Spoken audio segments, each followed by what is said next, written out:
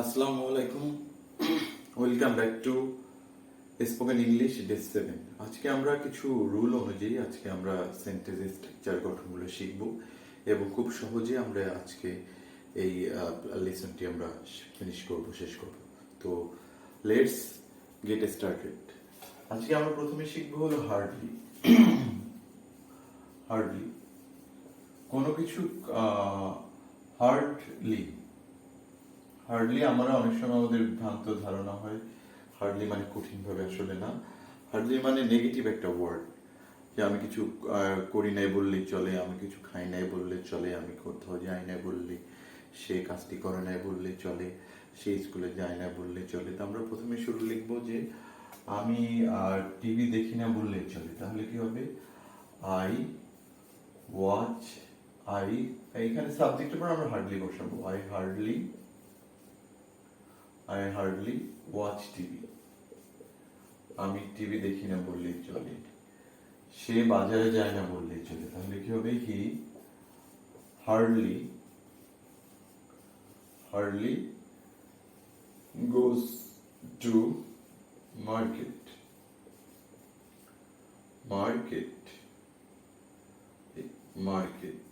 মেয়েটি সাঁতার কাটে না বললেই চলে। মেয়েটি সাঁতার কাটে না বললেই চলে।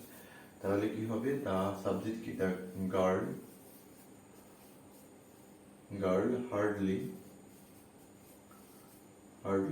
Swim.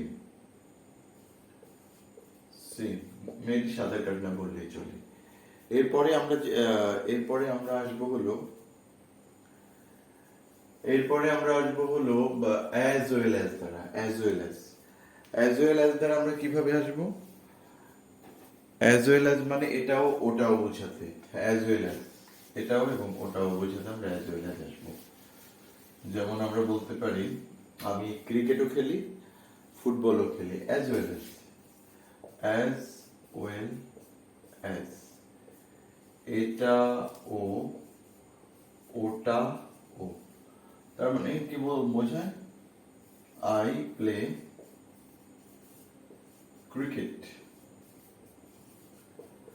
as well as football. ছেলেটি গানও গাইতে পারে এবং ছেলেটি নাচও করতে পারে। গানও গাইতে পারে, নাচও করতে পারে। তাহলে কি লিখবো? দ্য বয়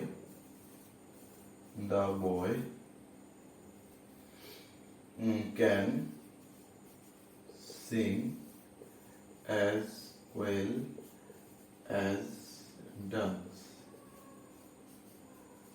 আমি যদি বলি আমি নাটকও পছন্দ করি এবং সিনেমাও পছন্দ করি, তাহলে কি হবে? I like,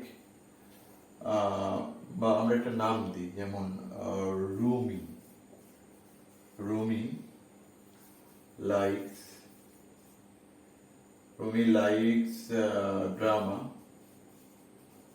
drama as well as movie. Rumi drama পছন্দ করে, মানে নাটকও পছন্দ করে এবং ছবি দেখা পছন্দ করে। এরপরে আমরা আসবো যেখানে সেখানে বুঝতে আমরা কি ব্যবহার করি? যেখানে সেখানে হলো হোয়ার দেয়ার।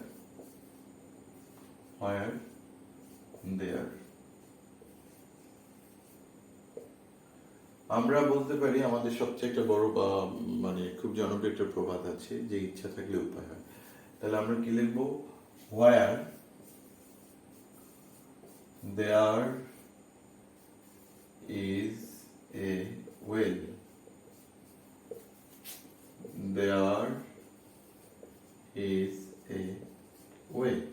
ইচ্ছা থাকলে উপায় হয়।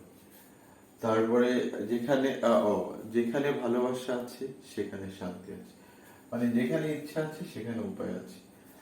তাহলে where there is love there is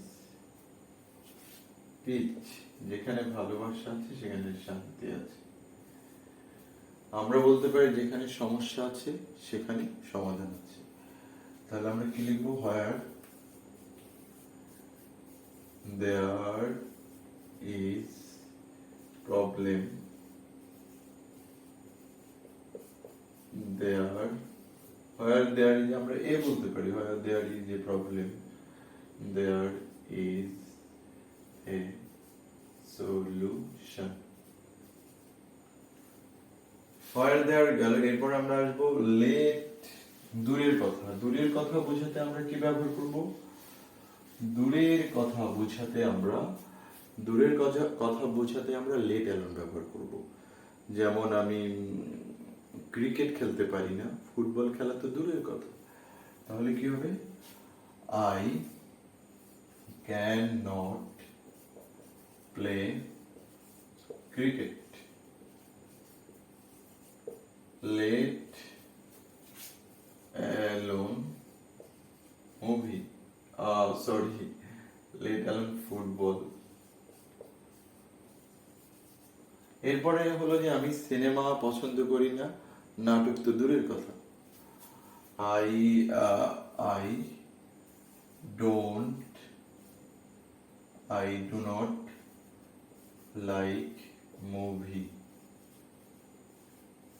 let alone drama, let alone drama.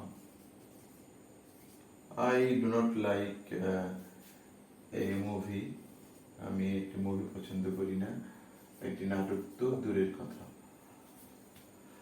এরপরে হলো আমি গাইতে পারি না, আই ক্যান নট সিং, আর নাচা তো দূরের কথা, তাহলে কি হবে, আমি সাবজেক্ট চেঞ্জ করি, he can not sing. Let alone কি, লেট অ্যালোন ডান্স। এরপরে আসবো আমরা লস্ট ইন মানে কোনো কিছুর মধ্যে হারিয়ে যাওয়া বা কোনো কিছুর মধ্যে নিমগ্ন থাকা, লস্ট ইন। আমি তোমার মধ্যে হারিয়ে গিয়েছি, তাহলে কি হবে, I am lost in you. I am lost in you, আমি তোমার মাঝে হারিয়ে গিয়েছি। আর সে টিভি দেখার মাঝে হারিয়ে গিয়েছে, তাহলে কি হবে, he is lost in, TV দেখা কি ওয়াচের সাথে আইএনজি, ওয়াচিং টিভি। সে মাছ ধরার মাঝে হারিয়ে গিয়েছে, তাহলে কি হবে, she is lost in catching, catching fishes, সে মাছ ধরার মধ্যে হারিয়ে গিয়েছে। এরপরে আমরা বলতে পারি যে আফটার অর্থ নামে, আফটার নামে, AFTR। যেমন আমি আমার বাবার নামে একটি হাসপাতাল প্রতিষ্ঠা করব, তাহলে কি হবে, I will establish a hospital after my father। যদি বলা হয় সে তার মায়ের নামে একটি হাসপাতাল তৈরি করবে, he will establish a hospital after her mother's name। তারপরে আমরা আসি হলো ফর দ্য সেক মানে কোনো উদ্দেশ্য। যেমন আমি এখানে আছি ইংরেজি শেখানোর জন্য, I am here for the sake of teaching English. আমরা এখানে এসেছি ইংরেজি শিখতে। We have come here for the sake of learning English. We have come here for the sake of learning English। আর point in মানে যুক্তি আছে, point in। যেমন তোমাকে ভালোবাসার যুক্তি আছে, তাহলে কি হবে? There is a point in loving you. There is a point in loving you. সেখানে যাওয়ার একটি যুক্তি আছে, তাহলে কি হবে?